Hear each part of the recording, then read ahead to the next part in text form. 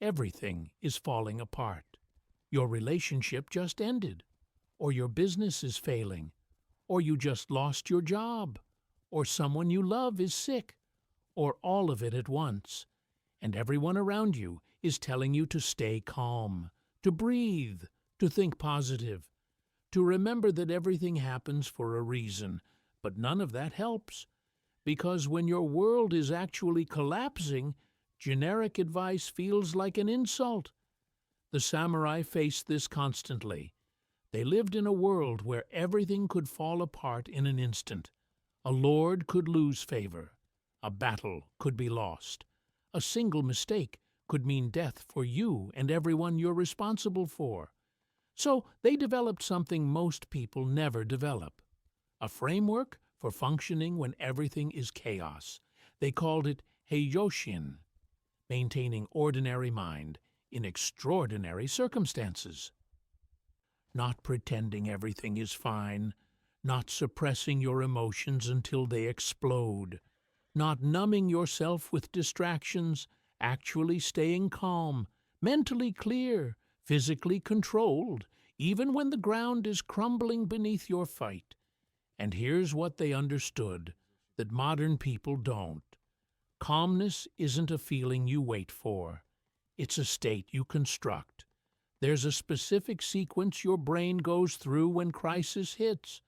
And if you understand that sequence, you can interrupt it. By the end of this video, you'll know the exact protocol the samurai used when everything fell apart. The three-stage system that kept them functional when most men would collapse.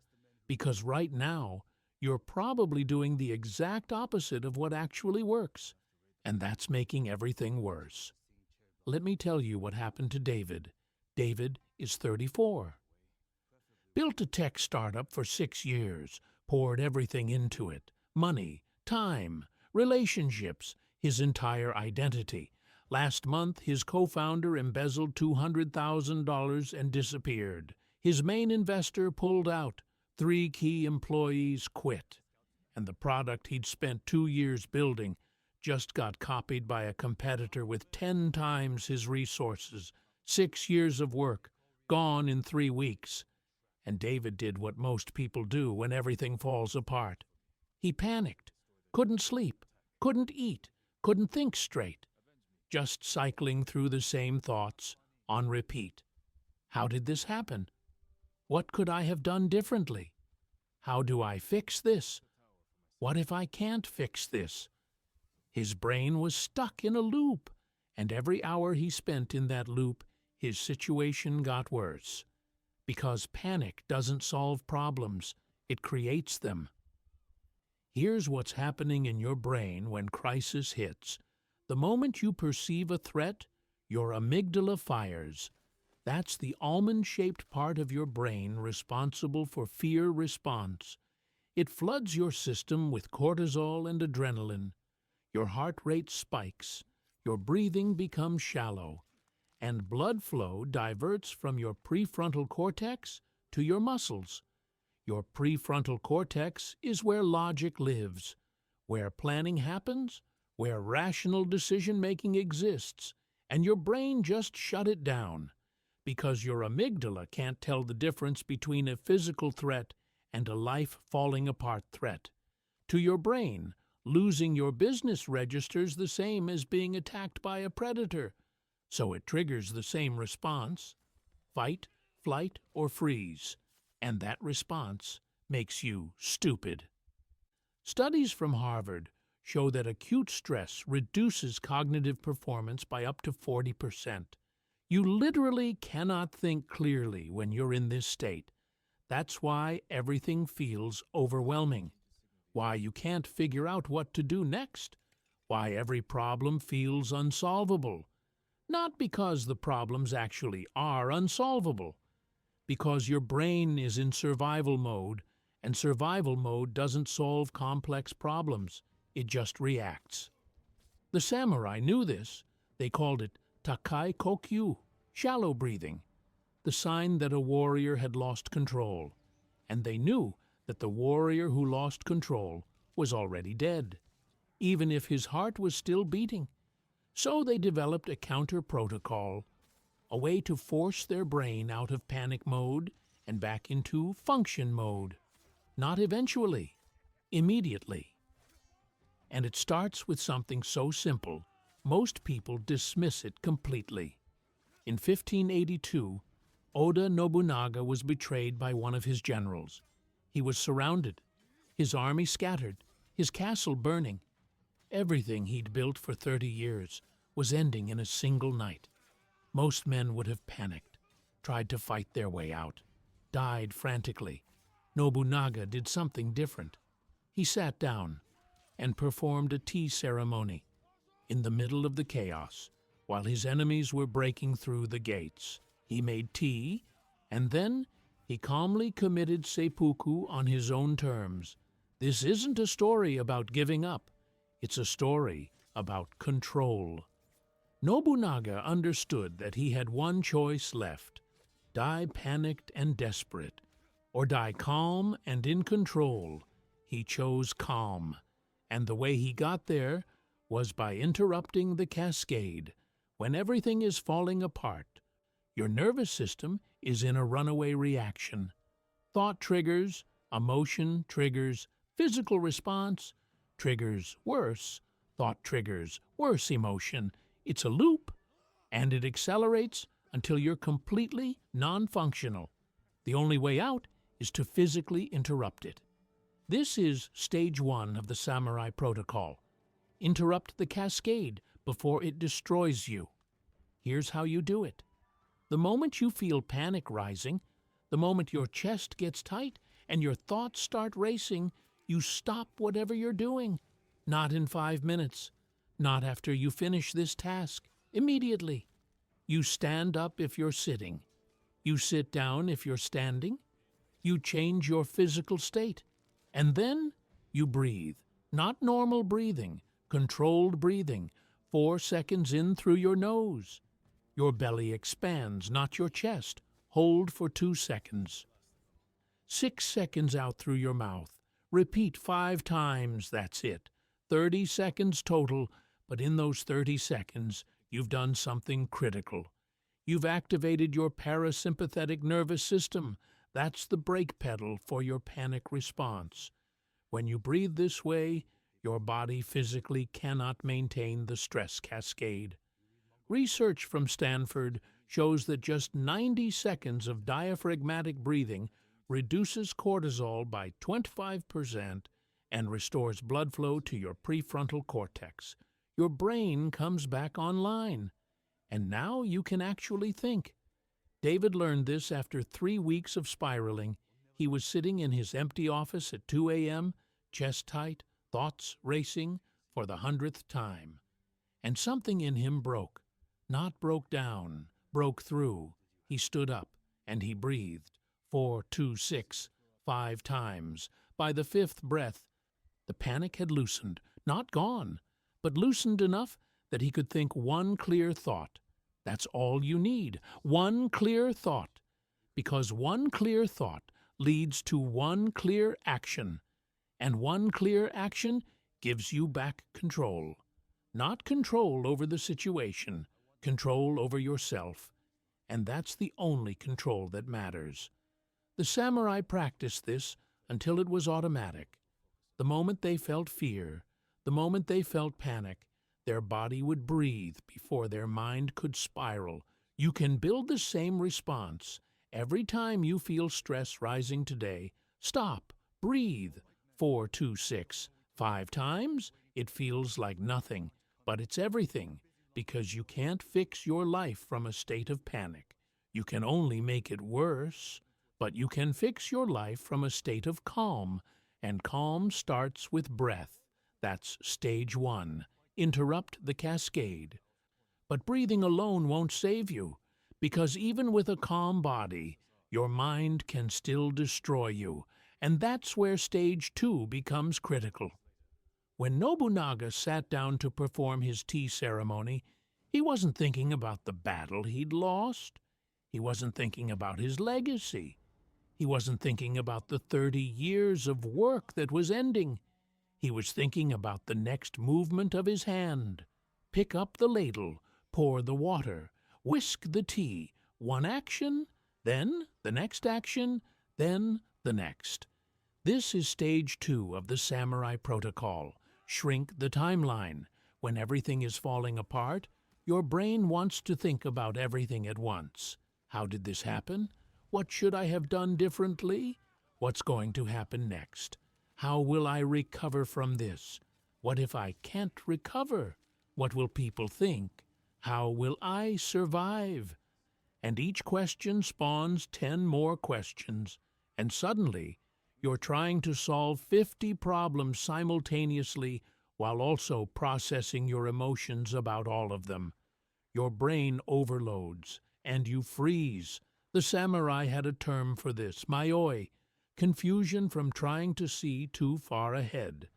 They believed that the warrior who tried to predict 10 moves ahead would miss the one move in front of him, and missing that one move would kill him. So they trained themselves to focus on the immediate next action, not the next 10 actions, the next one. Modern psychology calls this temporal narrowing, and it's one of the most powerful tools for functioning under extreme stress. When Navy SEALs go through Hell Week, they're taught to think in 6-hour blocks, not the full week, not even the full day. 6 hours. Can I get through the next 6 hours? Yes, then do that. Can I get through the 6 hours after that? Worry about it in 6 hours. This is how humans survive impossible situations, by making them possible, one small piece at a time. David applied this after he learned to breathe. He was sitting in his office, finally calm enough to think, staring at a disaster that felt unsolvable. 6 years of work destroyed, $200,000 gone, team scattered, product copied, no clear path forward. His brain wanted to solve all of it at once, and every time he tried, the panic would start rising again. So he asked himself a different question. Not, how do I fix everything? But, what's the next right action? Not the 10 next actions, the one next action. The answer was clear. Call his lawyer. So he called his lawyer. That was the only thing he let himself think about. Not what would happen after the call, not how he'd handle the legal situation long term. Just make the call. He made the call. And then he asked the question again. What's the next right action? File police report. So he did that. And then asked again. One action at a time, for 3 days straight. And by the end of those 3 days, the situation hadn't magically fixed itself, but it had stopped feeling overwhelming, because he wasn't trying to climb the entire mountain. He was taking one step, then another step, then another. The mountain was still the same size, but it was no longer paralyzing. This is how the samurai stayed functional when everything fell apart. They stopped trying to solve the whole problem and focused on solving the next 5 minutes. Here's how you apply this right now. Whatever's falling apart in your life, stop trying to figure out how to fix all of it. Ask yourself, what's the next right action? Not the sequence of 20 actions, the one next action that will move you 1 inch forward. Do that action, then ask the question again, and again, and again. You'll notice something. The panic doesn't come back, because your brain isn't overwhelmed anymore. It has one task. Complete it. Ask again. The samurai called this Ichigyo Zamai, one action samadhi, complete absorption in the immediate task. When you're completely focused on the present action, there's no mental space left for panic about the future or regret about the past. There's just now. And what you're doing now. That's stage 2. Shrink the timeline to the next action, but even with calm body and focused mind, there's still one more element. Because sometimes the next right action isn't clear, and that's where stage 3 becomes essential. In 1600, Tokugawa Ieyasu was facing the battle that would determine whether he became shogun or died a failure. The night before the battle, his generals were panicking, going over strategies, arguing about formations, losing sleep. Ieyasu went to bed early and slept soundly. His generals were confused. How can you sleep when everything depends on tomorrow? Ieyasu said, I've done everything I can do today. Tomorrow's battle will happen whether I sleep or not. So I choose sleep. This is stage 3 of the samurai protocol. Separate self from situation. Here's what this means. When everything is falling apart, you make one critical mistake. You merge your identity with the situation. You don't think, my business failed. You think, I'm a failure. You don't think, my relationship ended. You think, I'm unlovable. You don't think, I'm going through a hard time. You think, my life is over. And the moment you do that, the situation becomes who you are. And if the situation is a disaster, then you are a disaster. That's a lie. But your brain believes it, and that belief paralyzes you. The samurai understood this distinction. They called it mushin, no mind. Not as in empty-headed, as in a mind without attachment to outcomes. The situation is the situation. You are you. They're not the same thing. Your business can fail without you being a failure. Your relationship can end without you being unlovable. Everything can fall apart without you being broken. This isn't positive thinking. This is accurate thinking. You are not your circumstances. You're the person experiencing your circumstances. And that distinction is everything. Because if you are your circumstances, then when they're bad, you're bad, and there's no way out. But if you are separate from your circumstances, then even when they're bad, you're still capable, still functional, still able to take the next action. David hit this realization in week 4. He'd been spiraling with the thought, I wasted 6 years of my life. I'm a failure. I built nothing. And then something clicked. He hadn't wasted 6 years. He'd spent 6 years learning how to build a team, learning how to raise money, learning how to develop a product, learning who to trust and who not to trust. The business failed. He didn't fail. He learned. Those are completely different things. The moment he saw that distinction, everything shifted. The situation was still bad. The money was still gone. The company was still dead. But he was okay. Not happy, not celebrating, but okay. And from okay, you can rebuild. From I'm destroyed, you can't. Research from the University of Pennsylvania on resilience shows this exact pattern. People who recover quickly from disasters are people who maintain identity situation separation. They don't say I am statements about temporary situations. They say I'm experiencing statements, not I'm broke. But I'm experiencing financial difficulty right now, not I'm a failure. But I'm experiencing a failure right now. The words matter because they determine whether you're crushed by the situation or separate from it.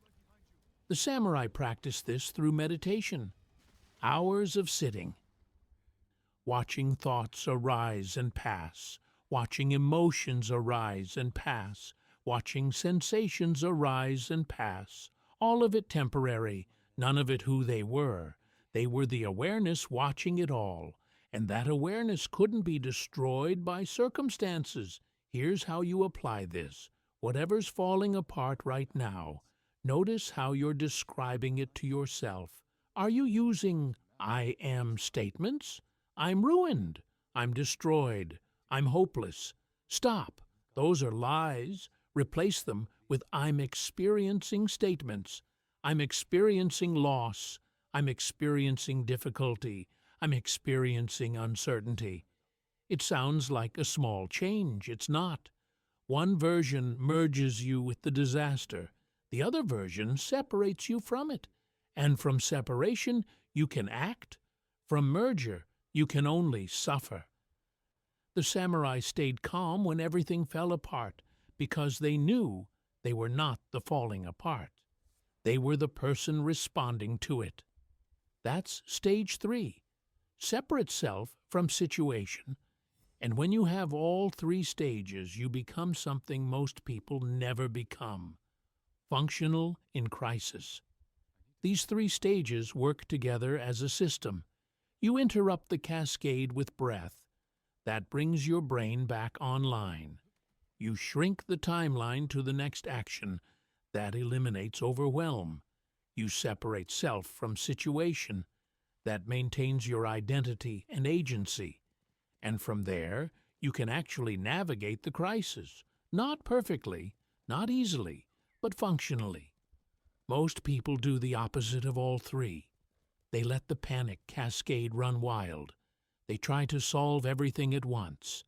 They merge their identity with the disaster. And then they wonder why they can't function, why everything feels impossible, why they're paralyzed. It's not because the situation is actually impossible.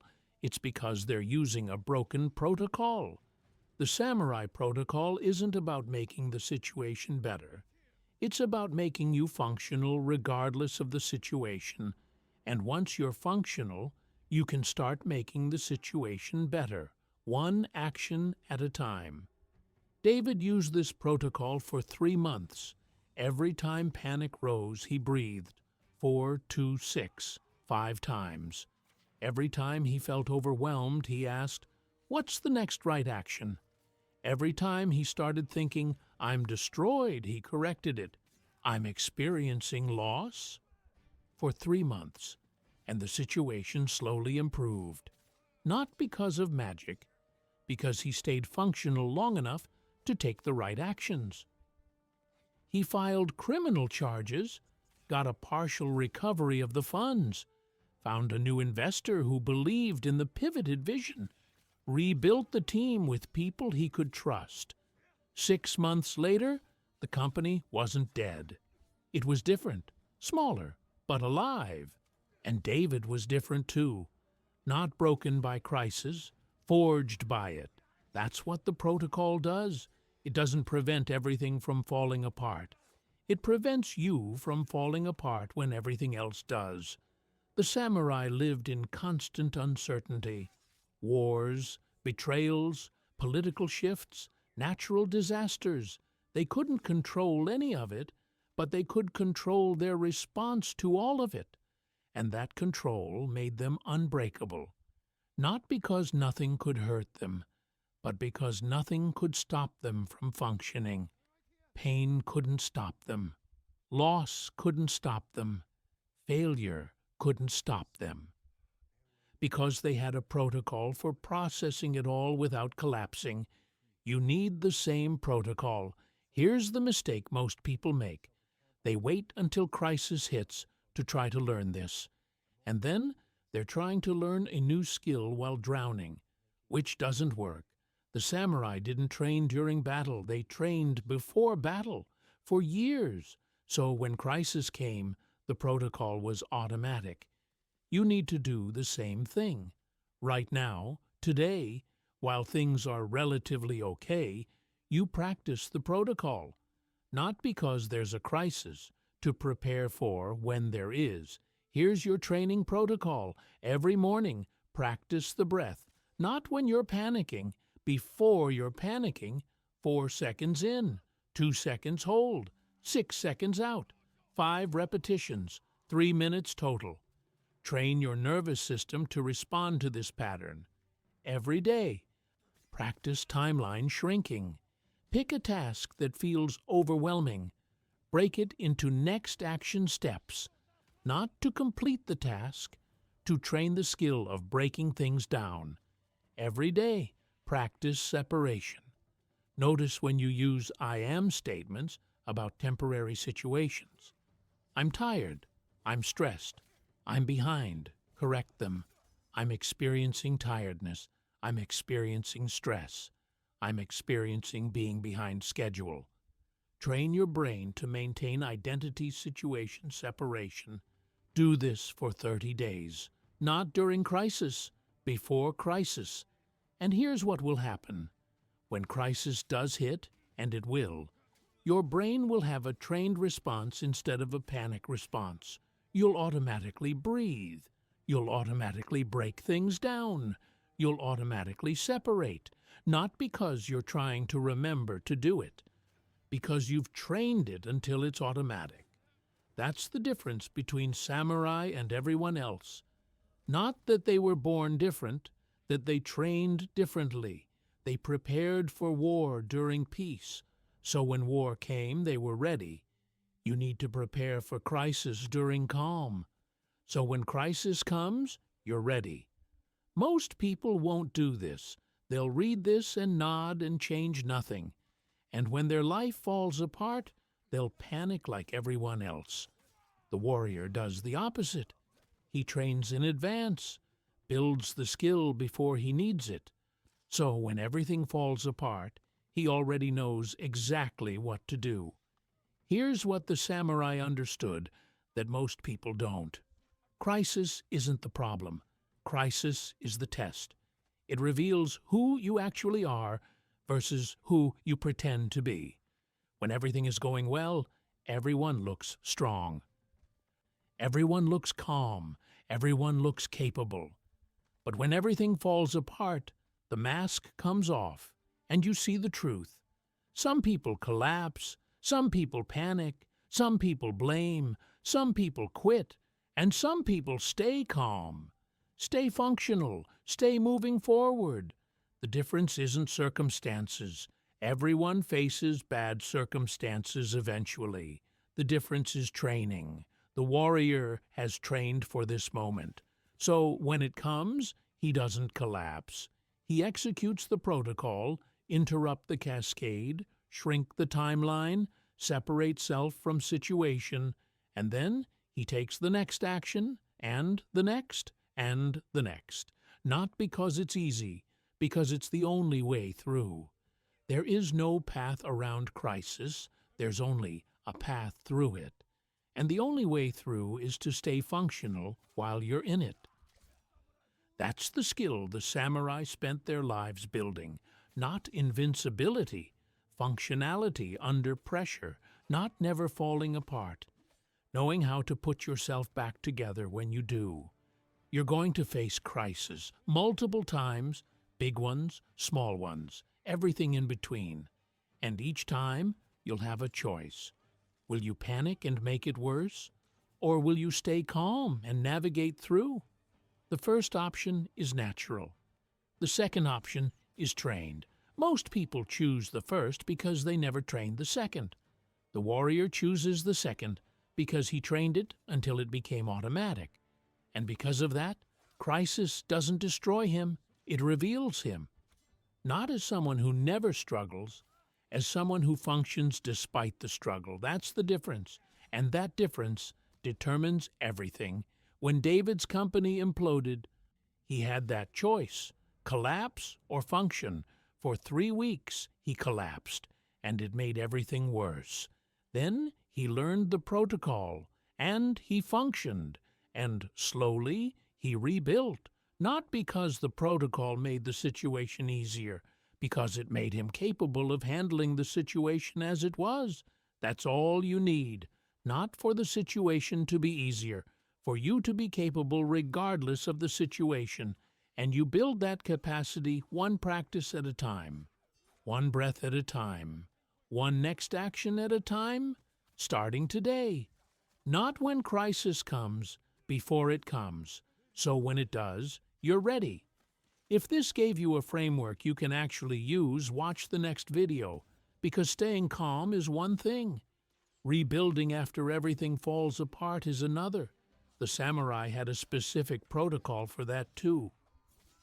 A system for reconstruction when everything is destroyed, and I'll show you exactly what it was.